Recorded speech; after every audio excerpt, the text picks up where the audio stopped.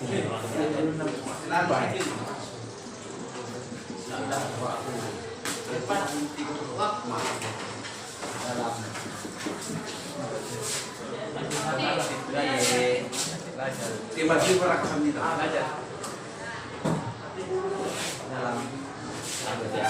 pendapat dari temannya tepat waktu dan aktif dalam belajar. Siapa lagi? Itu poin kedua ya. Tepat waktu. Tidak terlambat. Iya, tepat waktu. Jangan terlambat. Disiplin. Oke. Siapa lagi?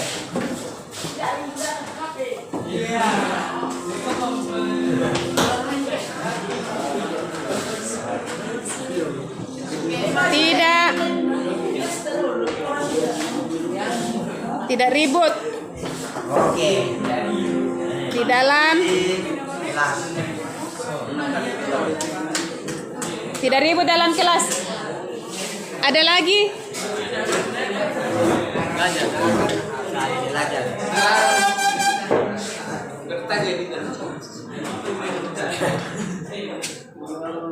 Ya.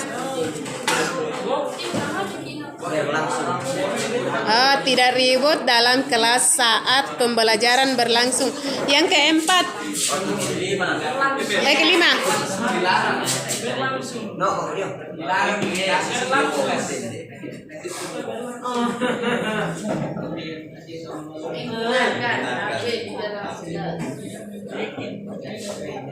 Tiga kali teguran ini. Ya, yang kelima, tidak menggunakan HP saat belajar. Masih ada? Masih ada?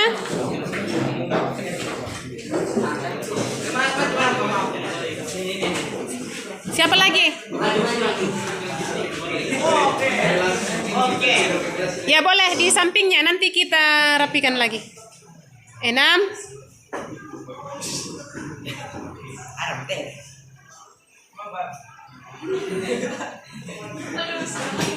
Kalau itu yang namanya nama dulu.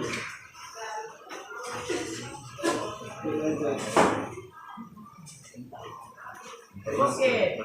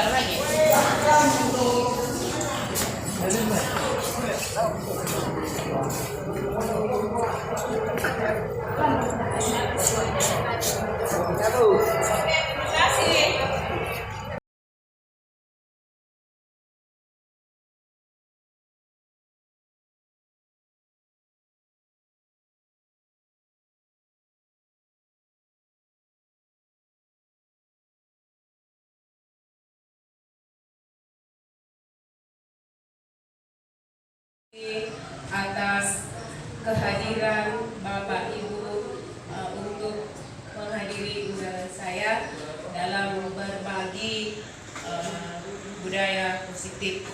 Di sini saya tidak bermaksud untuk menggurui Bapak dan Ibu, tetapi saya hanya ingin berbagi apa yang saya dapatkan selama ikut CGP, dan yang saya akan bagikan di sini adalah budaya positif.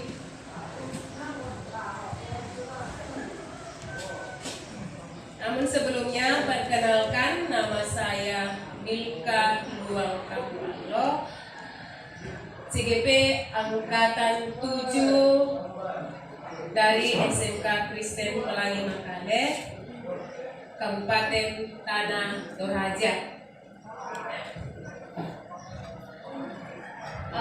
Di sini saya ada pertanyaan pemantik, ya. Nanti kita akan jawab apakah setuju atau tidak setuju. Ya. Poin yang pertama, ya, hukuman dapat mendisiplinkan anak. Ya, tidak setuju. Ya. Yang kedua, pemberian hukuman dengan positif seperti membaca atau membersihkan halaman sekolah dapat meningkatkan disiplin anak. Bagaimana? Tidak setuju. Yang ketiga, memberikan penghargaan dapat meningkatkan motivasi belajar anak. Ya, tidak setuju. Jadi nanti kita akan lihat ke belakang bagaimana dengan ini, ya. Yang saya akan bagikan hari ini, yang pertama, ya, disiplin positif dan nilai-nilai kebajikan universal. Kemudian yang kedua, teori, motivasi, hukuman, dan penghargaan serta restitusi. Yang ketiga, keyakinan kelas. Keyakinan kelas ini sudah sering kali kita dengar. Ya. Kemudian yang keempat adalah kebutuhan dasar manusia dan dunia berkualitas. Yang kelima adalah 5 posisi kontrol dan segitiga restitusi. Oke, kita lihat yang pertama tentang disiplin positif. Ya. Saya yakin Bapak dan Ibu guru yang hebat sudah sering kali mendengar kata disiplin positif. Sejak kita masuk di kurikulum Merdeka, ini sudah sering kali didengar disiplin positif. Tetapi kadangkala kita masih bingung yang mana sebenarnya itu disiplin positif. Dan kita lihat tentang berbahan teori kontrol, ya. Ada ilusi guru mengontrol murid. Di sini kita masih sering beranggapan bahwa kita sebagai guru, ya, kita semua yang memegang peranan terhadap murid. Membuat orang merasa bersalah dapat menguatkan karakter. Ketika kita mengkritik seseorang, biasanya kita beranggapan bahwa itu akan menguatkan karakter dari seseorang. Kemudian ilusi bahwa semua penguatan positif, efektif, dan bermanfaat. Yang berikutnya, ilusi bahwa orang dewasa memiliki hak untuk memaksa. Ini kadang-kala kita alami, ya. Ketika ada sesuatu yang kita inginkan dan kita merasa bahwa kita lebih dewasa dari orang yang ada di sekitar kita, bahkan apakah anak-anak kita di sekolah Jadi kita merasa bahwa apa yang kita rasakan itulah yang harus dilakukan oleh anak-anak yang di bawah umur kita atau orang yang di bawah umur kita, karena kita merasa dewasa. Apa yang kita katakan atau apa yang kita pikirkan itulah yang akan terjadi. Tetapi ya, ini adalah anggapan yang keliru. Ya. Seharusnya kita harus sadar bahwa apa yang kita lakukan itu meskipun kita lebih dewasa, mungkin saja apa yang dipikirkan oleh anak-anak kita ya alasannya itu baik, ya, tetapi kita tidak tahu. Okay. Nah, siapakah sesungguhnya yang memiliki kontrol? Ya. Kita lihat, kita mencoba mengubah orang agar berpandangan sama dengan kita. Itu stimulus respon ya. Kita berusaha supaya bisa mengubah orang untuk berpandangan sama apa yang kita pikirkan. Kemudian teori kontrolnya ya, kita berusaha memahami pandangan orang lain tentang dunia. Yang kedua, perilaku buruk dilihat sebagai suatu kesalahan meskipun tidak diungkapkan secara langsung tujuan kenapa melakukan hal tersebut.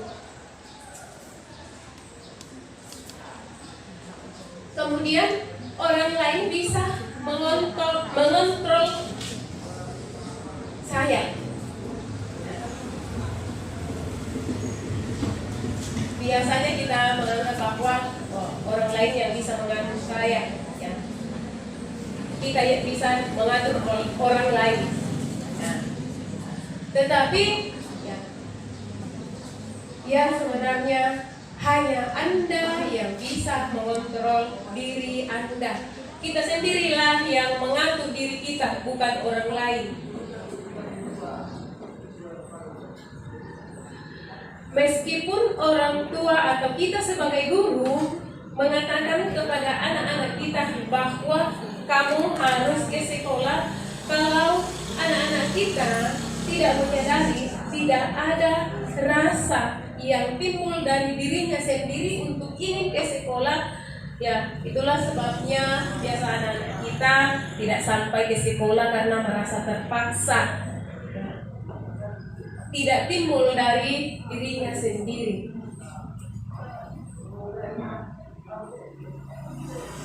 Yang berikutnya, memaksa pada saat bujukan gagal.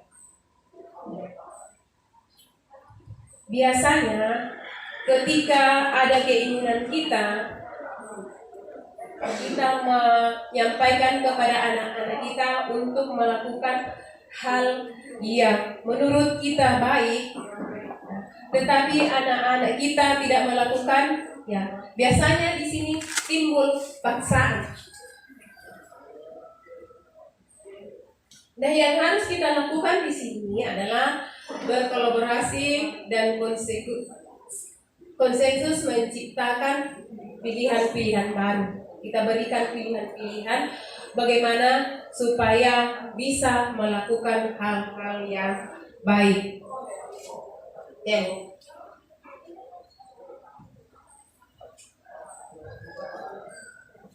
Kita lihat disiplin positif.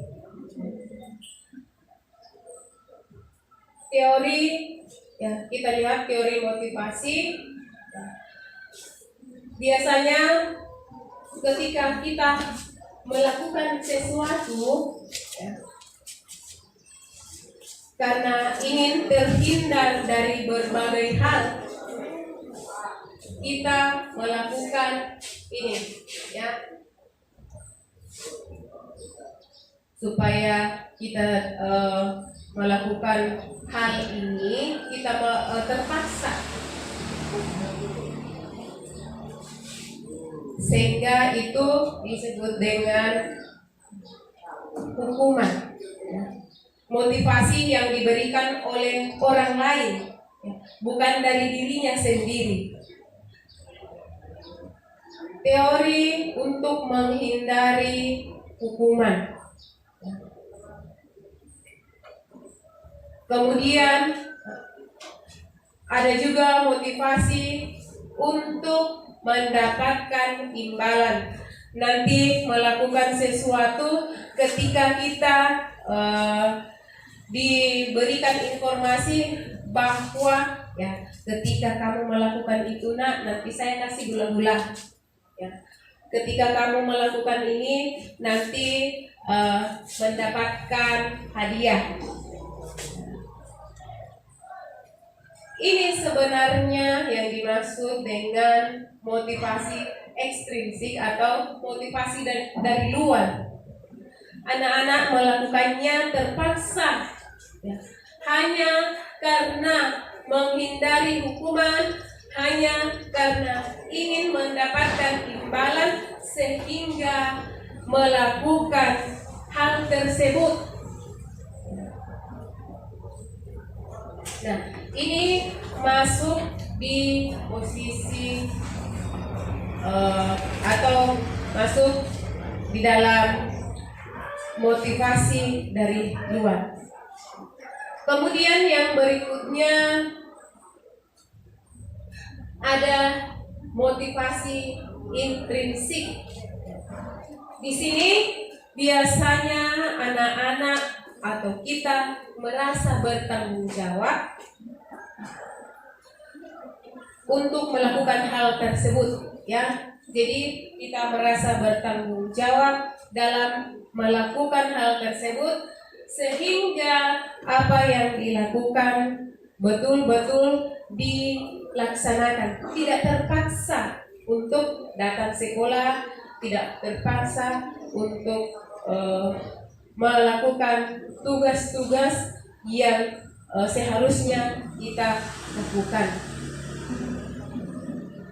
Nah, apakah makna dari disiplin? Berasal dari bahasa Latin, disiplin itu artinya belajar. Disiplin diri membuat orang menggali potensi menuju sebuah tujuan apa yang dia hargai. Namun di dalam budaya kita sehari-hari atau dalam lingkungan kita, makna dari kata disiplin telah berubah menjadi suatu yang dilakukan seseorang pada orang lain untuk mendapatkan kepatuhan. Kecenderungan umum adalah menghubungkan kata disiplin dengan ketidaknyamanan, bukan dengan apa yang kita hargai atau pencapaian suatu tujuan yang mulia. Kita lihat nilai-nilai kebajikan universal.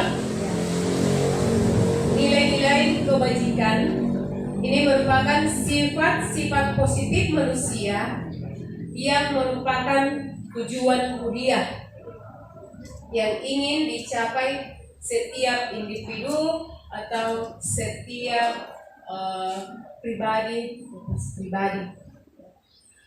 Nilai-nilai tersebut bersifat universal dan lintas bahasa, kemudian suku, bangsa, agama maupun dilihat dari latar belakang. Di dalam nilai-nilai kebajikan yang ingin dicapai oleh setiap anak di Indonesia, kita kenal dengan profil pelajar Pancasila. Nah, ini juga sudah sering kita dengar, ya, di mana profil pelajar Pancasila ini yang pertama beriman, bertakwa kepada Tuhan Yang Maha Esa dan berakhlak mulia. Ya. Di sini kita akan tanamkan kepada diri kita sendiri, kemudian kepada anak-anak kita bagaimana itu beriman, ya.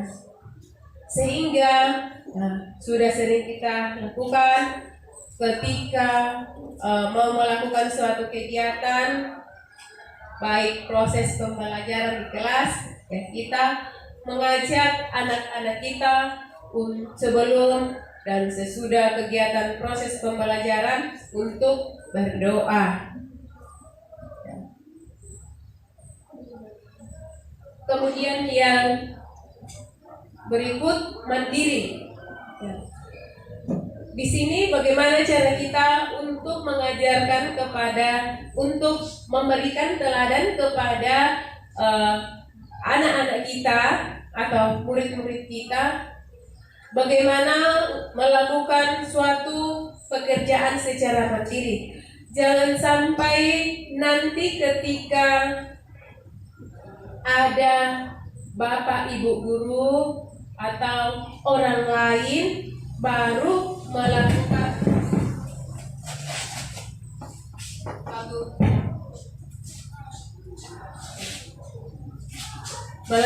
suatu pekerjaannya atau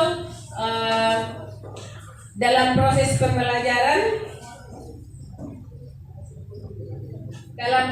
pembelajaran mereka melakukan ketika ada guru, ya. Nah, ketika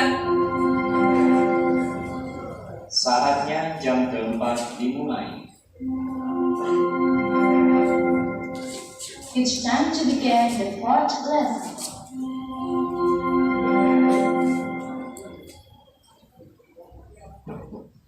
Ketika ada bapak ibu guru yang berhalangan, ya, tumbuh rasa tanggung jawab dari anak-anak kita untuk melakukan kegiatan ini mandiri, ya.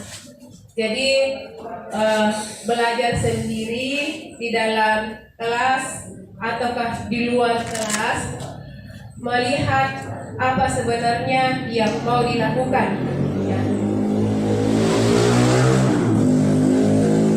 Tidak berkeliaran, ya. Ini yang kita mau tumbuhkan pada mandiri, ya. Anak-anak bisa bertanggung jawab terhadap apa yang bisa dilakukan demi kebaikannya. Kemudian bernalar kritis, kebinekaan global, bergotong royong, dan kreatif. Inilah yang ada di profil pelajar Pancasila. Berkaitan dengan itu, kita lihat tentang teori motivasi, hukuman, dan penghargaan, kemudian restitusi.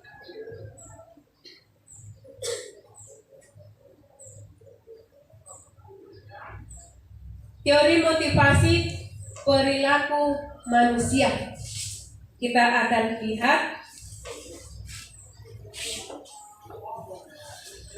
untuk menghindari ketidaknyamanan, sehingga kita melakukan apa yang akan terjadi apabila saya tidak melakukannya. Nah, kita melakukan hal tersebut karena merasa tidak nyaman.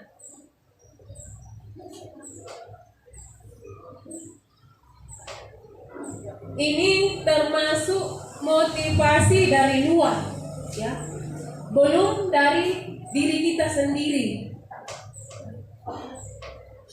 Nah,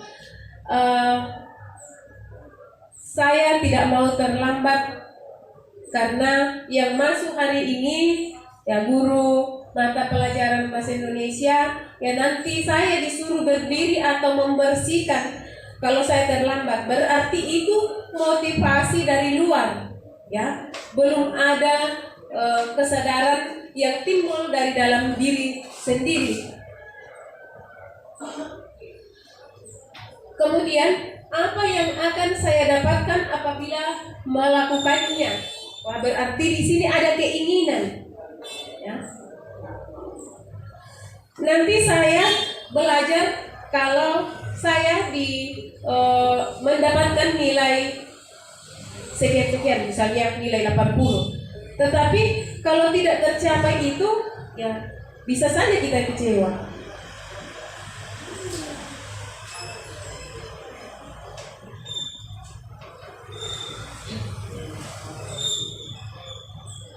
Jadi di sini termasuk juga motivasi dari luar, melakukan sesuatu karena ingin mendapatkan sesuatu juga.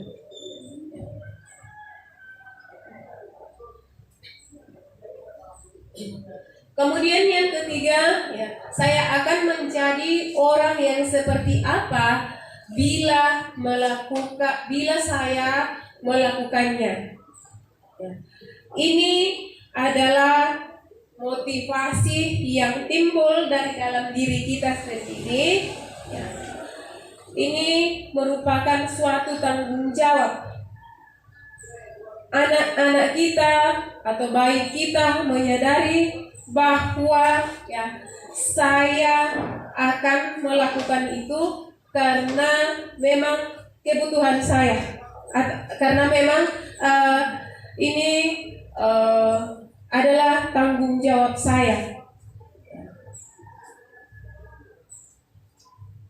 Inilah yang saya akan dapatkan.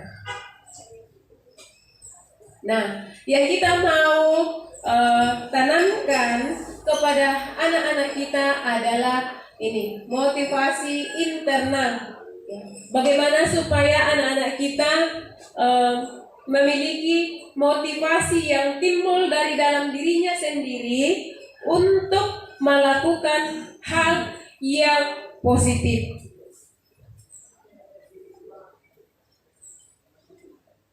Dihukum karena penghargaan.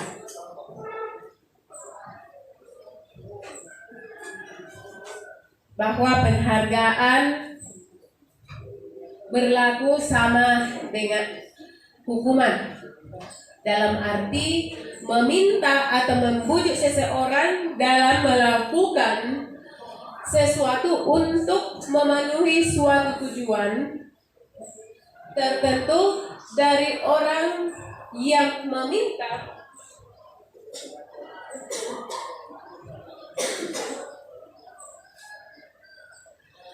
atau membujuk, ya, dorongannya eksternal atau dari luar, dan akan ada faktor ketergantungan. Nah, kita akan melihat beberapa dampaknya. Beberapa dampak dari pemberian penghargaan berpengaruh pada jangka pendek dan jangka panjang. Nah, bagaimana ini berpengaruh pada jangka pendek? Ya. Pada saat kita melakukan penghargaan, misalnya di dalam kelas, saya memberikan misalnya sesuatu kepada si A atau memberikan pujian, ya. Nah, karena hanya si A yang mengatakan itu, tetapi si B juga berpendapat seperti itu, hanya diwakili oleh temannya si A. Kemudian hanya saya memberikan pujian kepada si A ini, sehingga mungkin saja si B merasa bahwa wah, saya tidak dipuji, padahal yang mengatakan tadi itu ya sayang kepada si A. Jadi ada perasaan yang merasa bahwa dia kecewa. Kemudian pengaruhnya untuk jangka panjang. Yang selalu dipuji ini, yang selalu diberikan penghargaan, nanti melakukan sesuatu ketika mengetahui bahwa ada sesuatu yang akan diberikan. Tetapi ketika mengetahui bahwa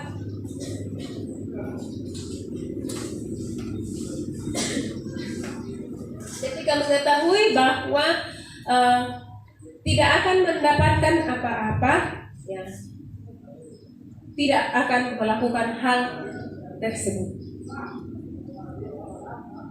dan akan ketergantungan. Ya. Nanti ketika ada sesuatu baru melakukannya.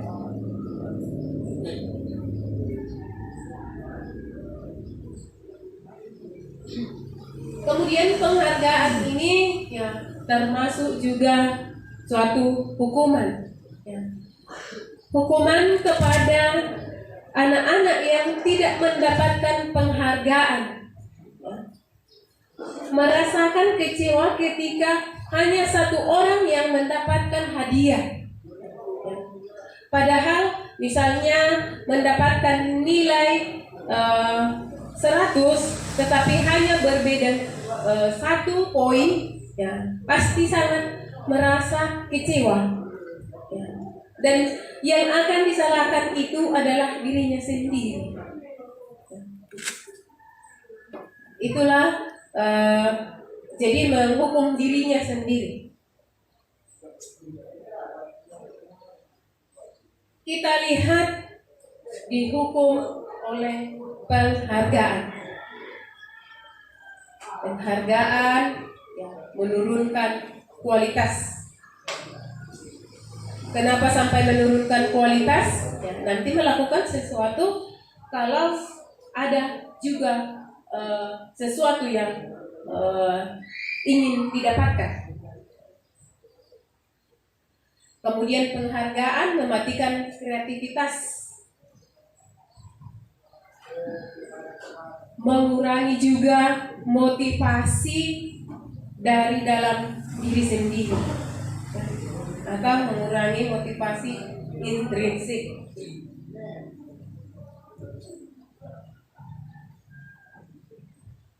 Bentuk program kebajikan atau apresiasi. Dalam memberikan apresiasi atau pengakuan yang perlu diingat ada beberapa hal, ya. Beri pengakuan secara khusus. Di sini ketika ada anak-anak kita yang melakukan hal-hal yang baik, ya, bisa kita panggil, kemudian diberikan pengakuan atau motivasi atau apresiasi secara khusus. Kemudian memberi pengakuan secara pribadi. Ketika disampaikan secara umum, biasanya itu yang akan membuat anak akan berbangga diri. Kemudian akan mematikan motivasi dari anak-anak yang lain. Kemudian memberi pengakuan kepada semua murid secara bergantian. Kita tahu bahwa di dalam menghadapi berbagai macam karakter dari anak-anak kita, ya, semuanya itu berbeda-beda, ya. Ada yang memiliki kelebihan yang berbeda dengan kelebihannya si A. Tetapi kadangkala kita hanya melihat satu kelebihan saja yang paling menonjolnya saja yang kita biasa lihat. Tetapi ya, kita tidak melihat, kita tidak mencari tahu kelebihan yang dimiliki anak yang kita anggap bahwa anak ini kurang. Ya, kita tidak mencari tahu kelebihannya juga. Nah, ketika kita sudah mengetahui ya, atau mencari tahu kelebihan-kelebihan yang tertutupi pada diri anak itu, seharusnya diberikan juga pengakuan. Jangan sampai dalam hal belajar saja di kelas kita lihat, tetapi banyak kelebihan-kelebihan anak kita di luar kelas. Itu yang perlu juga diberikan pengakuan. Kemudian memberi pengakuan secara konsisten,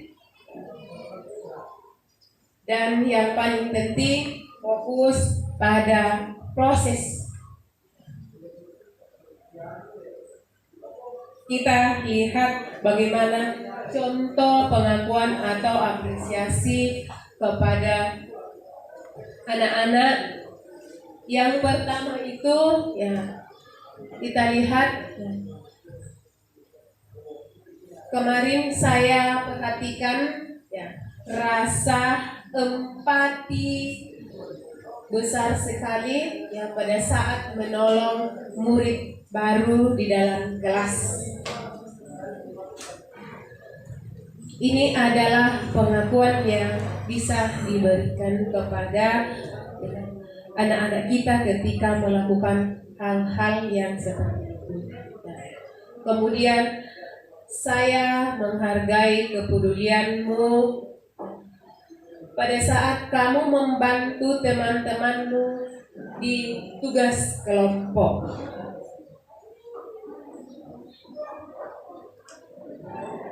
Kemudian bisa juga menyampaikan bahwa terima kasih untuk rasa tanggung jawabmu pada saat kamu memungut kertas-kertas yang berserakan di lantai. Nah, apa yang kita lakukan? Kita lihat perbedaan hukuman dan konsekuensi.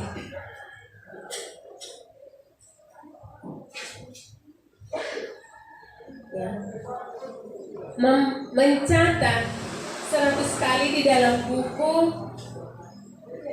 kalimat saya tidak akan terlambat lagi, karena anak tersebut terlambat di sekolah. Jadi diberikan instruksi atau perintah untuk mencatat di dalam bukunya 100 kali atau satu buku penuh, satu buku, supaya mereka tidak terlambat. Kira-kira ini ya masuk hukuman atau konsekuensi? Ya, hukuman. Kemudian memberikan instruksi kepada anak-anak kita lari mengelilingi lapangan basket atau lapangan yang ada di sekolah kita ya 2 kali karena terlambat hadir di sekolah. Ya. Apakah ini masuk di hukuman atau konsekuensi? Ya, termasuk hukuman. Kemudian ya, murid diminta untuk push up 15 kali karena tidak menggunakan masker ke sekolah. Ini adalah peraturan biasanya di sekolah, tetapi apakah ini masuk di dalam hukuman atau konsekuensi? Ya, masuk di hukuman. Ya, nanti kita lihat. Menggantikan kertas tugas teman yang telah dicoret-coret. Konsekuensi, ya. membersihkan tumpahan air di meja tulis karena tersenggol saat belajar. Masuk di konsekuensi. Murid disuruh untuk tidak mengenakan sepatu seharian di sekolah karena tidak menggunakan sepatu hitam. Nah, masuk hukuman. Lari mengelilingi lapangan basket 2 kali karena terlambat 10 menit untuk pelajaran PJOK. Konsekuensi. Ya. Ini ada 2 ya. Ini ada 2 kalimat yang sama-sama memberikan kita gambaran bahwa murid melakukan keliling lapangan ya. Nah, tetapi yang satu tadi ada hukuman dan yang kalimat terakhir masuk di konsekuensi. Kita lihat. Ini tadi masuk di hukuman, kemudian kalimat yang kedua lari mengelilingi lapangan basket 2 kali karena terlambat hadir di sekolah, hukuman ya. Kemudian murid diminta untuk push up 15 kali karena tidak menggunakan masker, hukuman. Kemudian menggantikan kertas tugas teman yang telah dicoret-coret, masuk di konsekuensi.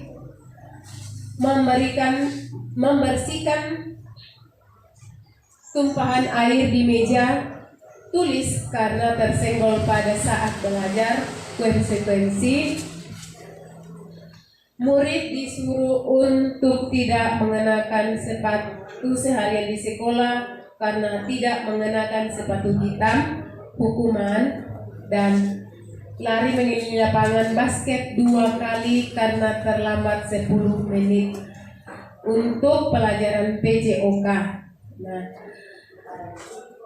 Bapak Ibu, ini kalimat yang kedua, kok kenapa masuk di hukuman yang satu ya, padahal sama-sama lari keliling lapangan. Ya.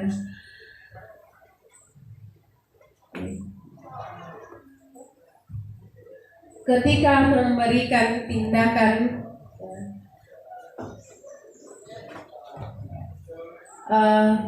atau instruksi untuk membuat anak kita bisa berubah, itu harus disesuaikan ya.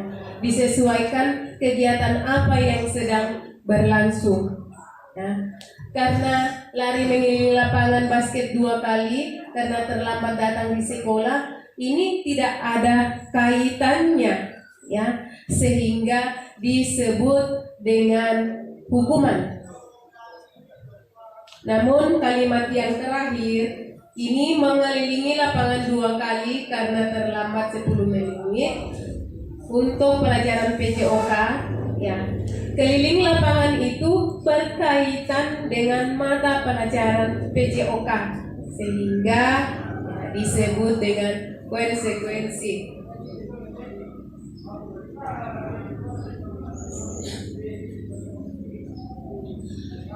Nah, sesuatu yang menyakitkan yang harus terjadi itu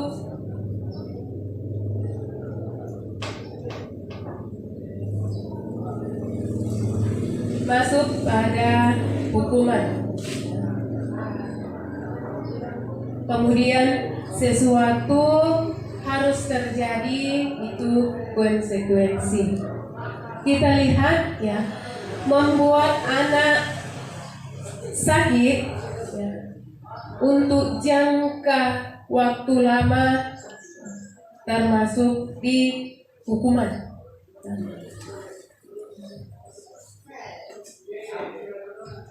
Membuat anak merasa tidak nyaman dalam jangka pendek itu ya, termasuk di dalam konsekuensi.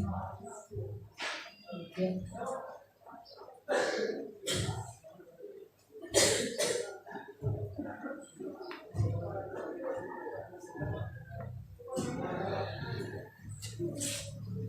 anak membenci kedisiplinan, ya. Kemudian merasa terpaksa, mendorong anak menyakiti diri sendiri, konsep diri yang buruk,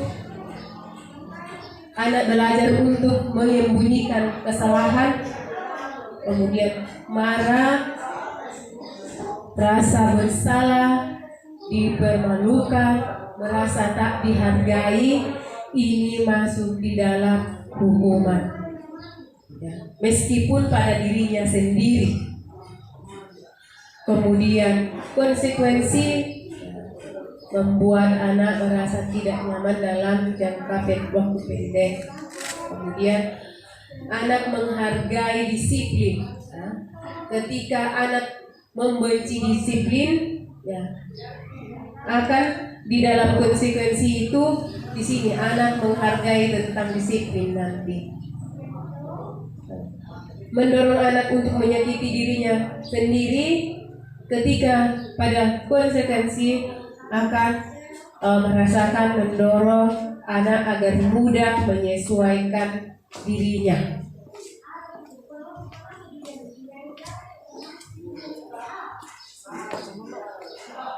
Kemudian, ya, kita lihat apa itu restitusi. Restitusi adalah proses menciptakan kondisi bagi murid untuk memperbaiki kesalahan mereka, sehingga mereka bisa kembali pada kelompok mereka dengan karakter yang lebih kuat. Restitusi juga merupakan proses kolaboratif yang mengajarkan murid untuk mencari solusi untuk masalah mereka dan membantu murid berpikir tentang orang seperti apa yang mereka ingin menjadi tujuan, ya. Kemudian bagaimana mereka harus memperlakukan orang lain.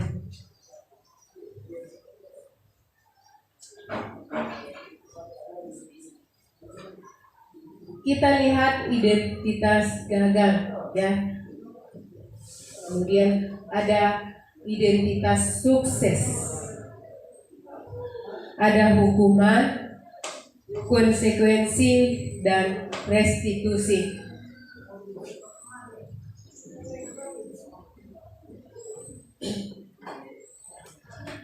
Sesuatu yang menyakitkan harus terjadi. Kemudian, ya, sesuatu yang ketika dikonsekuensi, ya, sesuatu harus terjadi. Ketika dilakukan restitusi merupakan pilihan.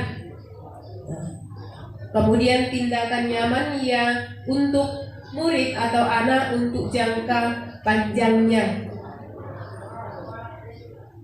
Ketika kita melihatnya di identitas sukses untuk disiplin, tidak nyaman untuk murid atau anak untuk jangka waktu pendek, ini masuk di konsekuensi. Kemudian menguatkan untuk murid atau anak dalam jangka waktu panjang. Jadi nanti ketika direstitusi ada penguatan.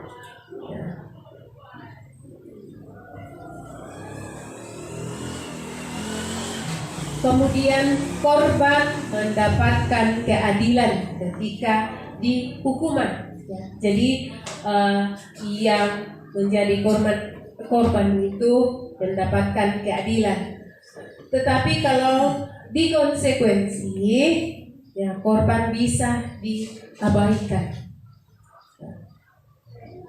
Kemudian ketika direstitusi, ya, korban mendapatkan ganti.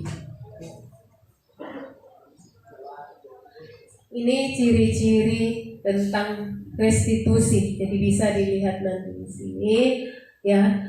bukan untuk menebus kesalahan, namun untuk belajar dari kesalahan. Ya. Ketika kita melakukan restitusi, disinilah anak akan mengetahui sendiri apa kekeliruannya,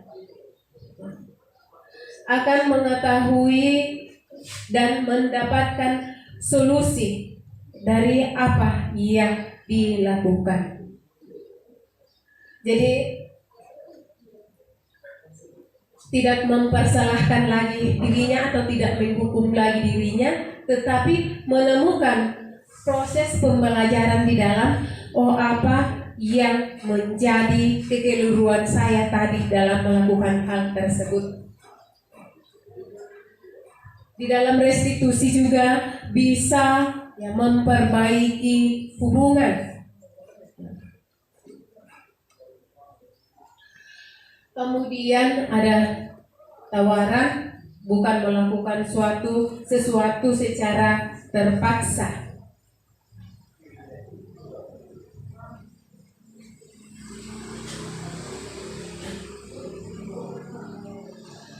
Kemudian restitusi ini menuntun untuk melihat ke dalam diri. Jadi kita melihat diri kita atau anak bisa melihat dirinya di mana sebenarnya yang menjadi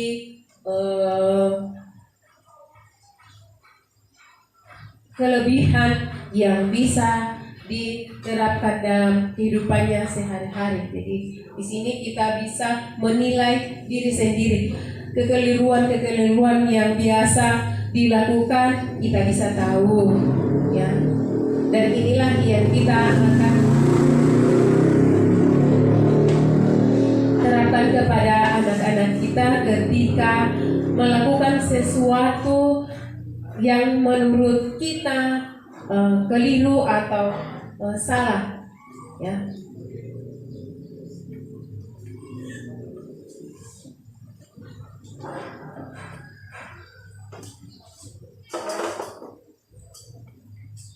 Nah, di dalam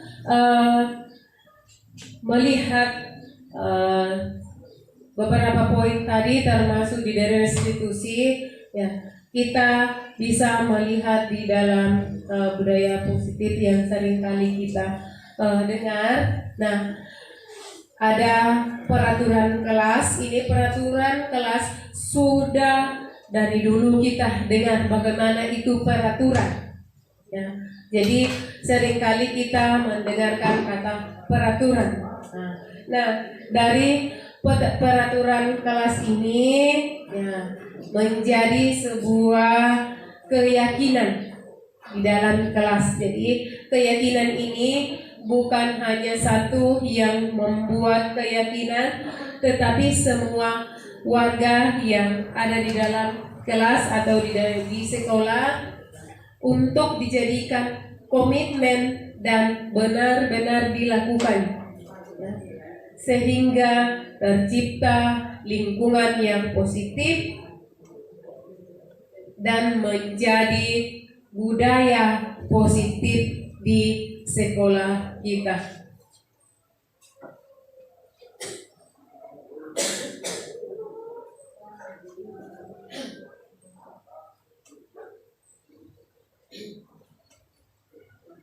Kita lihat peraturan, ya.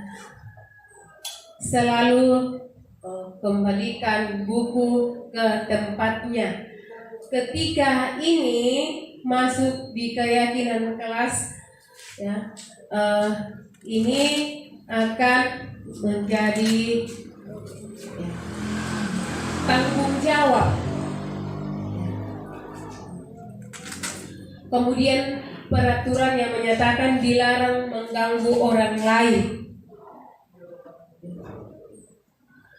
Ini ketika kita menggunakan bahasa di keyakinan kelas, kita bisa menggunakan menghormati orang lain.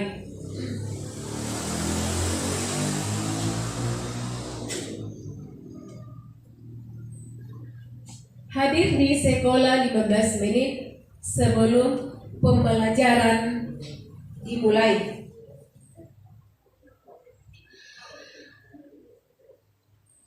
Kita bisa masukkan di keyakinan kelas kita ya, menghormati orang lain atau berkomitmen.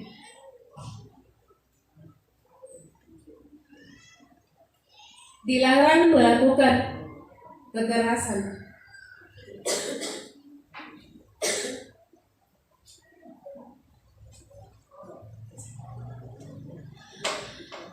Ketika kita berbicara di keyakinan kelas, masuk pada keselamatan atau menghormati orang lain.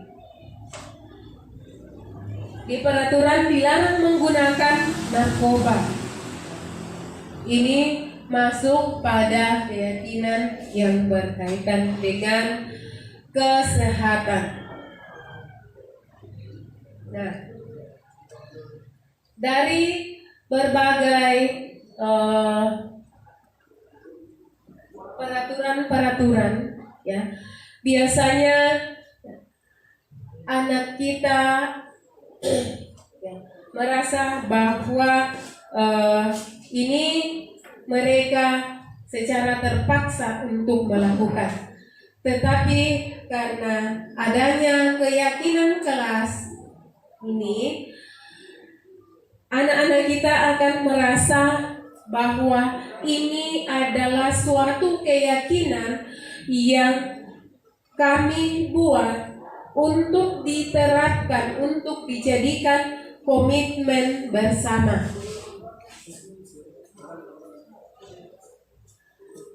Kemudian kita akan berbicara tentang kebutuhan dasar manusia. Nah, di dalam kelas ya, kita sudah tahu bahwa ada berbagai macam karakter yang sering kali kita temukan, bahkan pada kita saja ya, pada diri kita. Terkadang melakukan suatu tindakan ya, tetapi kita belum memahami bahwa apa sebenarnya tujuan saya untuk melakukan hal tersebut. Anak-anak saya di dalam kelas melakukan hal tersebut, kenapa sampai melakukan hal tersebut? Ya, mereka ingin memenuhi kebutuhan dasarnya. Ya, ini merupakan kebutuhan dasar manusia, ya, atau kebutuhan dasar kita. Ya.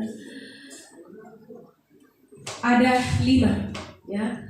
Ada kebutuhan bertahan hidup, kemudian kebutuhan kebebasan, kemudian kebutuhan tentang penguasaan, ada kebutuhan kasih sayang dan rasa diterima, ada kebutuhan kesenangan. Nah, di dalam kelas seringkali kita temukan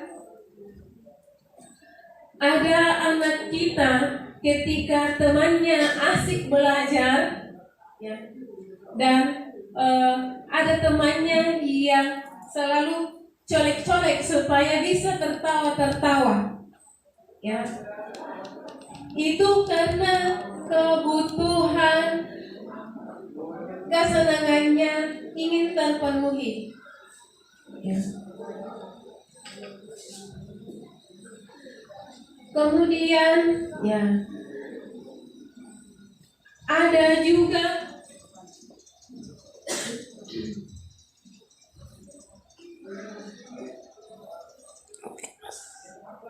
anak-anak kita biasanya ya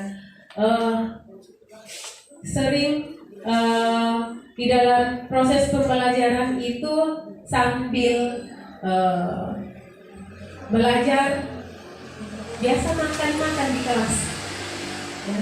Ada yang pernah saya temukan sementara belajar dan makan di dalam kelas, makan snack.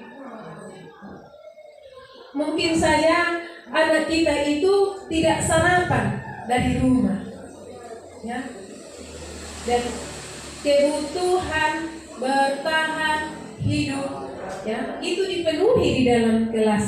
Jadi makan di dalam kelas karena merasa lapar, sehingga makan dalam kelas.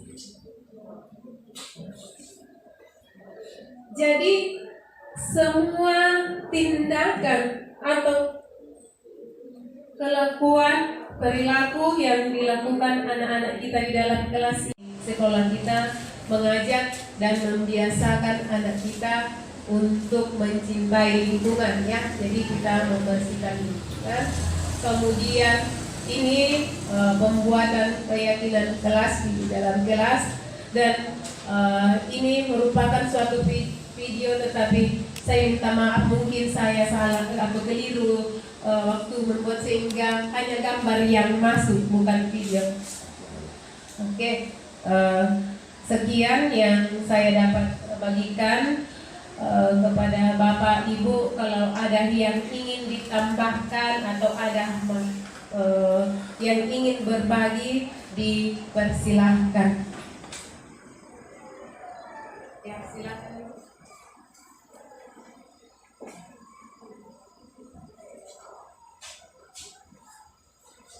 Iya, sebelum saya melanjutkan apa yang saya akan sampaikan lewat berbagi, pertama, mari kita mengapresiasi rekan kita Ibu Milka yang sudah memberikan materi tentang sosialisasi budaya kerja,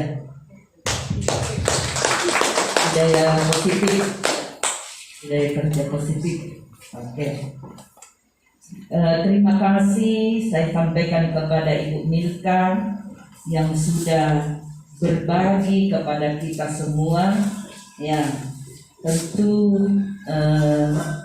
kita merasa bahagia, kita merasa nyaman, kita merasa bahwa kita sudah mendapatkan ilmu lewat Ibu Milka yang berbagi pada saat ini. Ya, Bapak Ibu yang saya hormati, tentu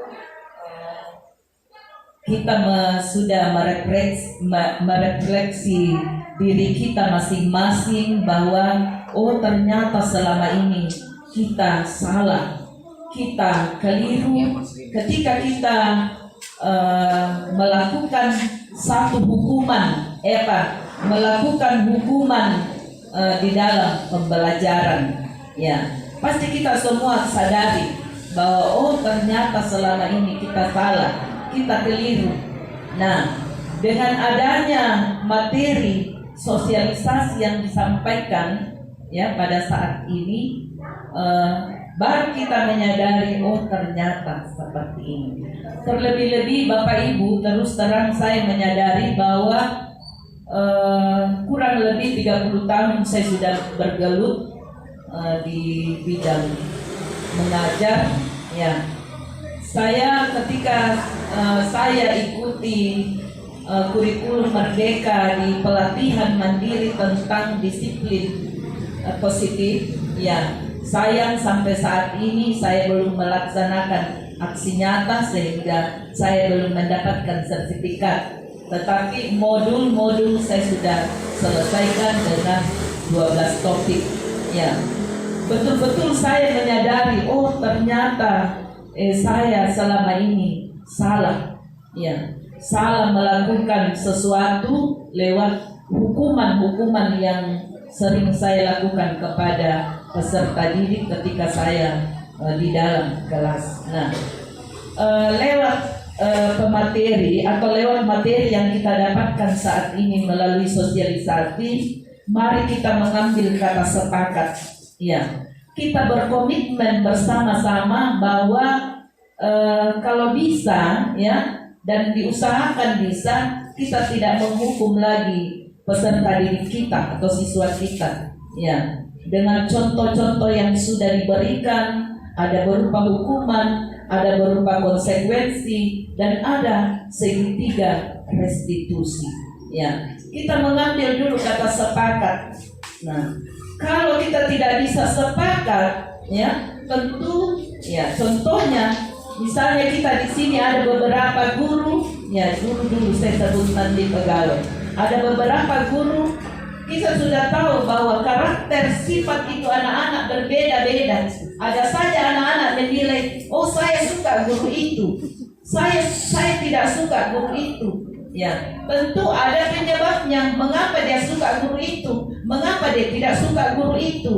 Nah, kalau kita mau tak seragamkan bahwa murid kita senang kepada semua guru, misalnya ada 40 guru, dia senang semua kepada 40 guru, tidak memilah-milah guru sendiri yang bisa merubah diri kita.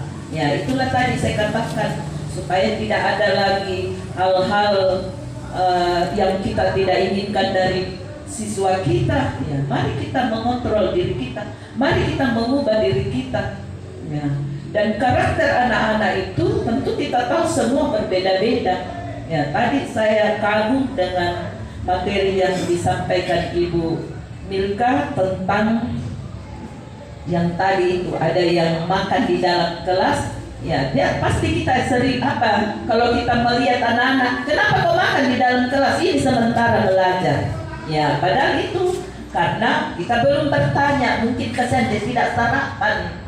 Ya, seperti itu. Jadi artinya di sini ya kita kembali kepada diri kita.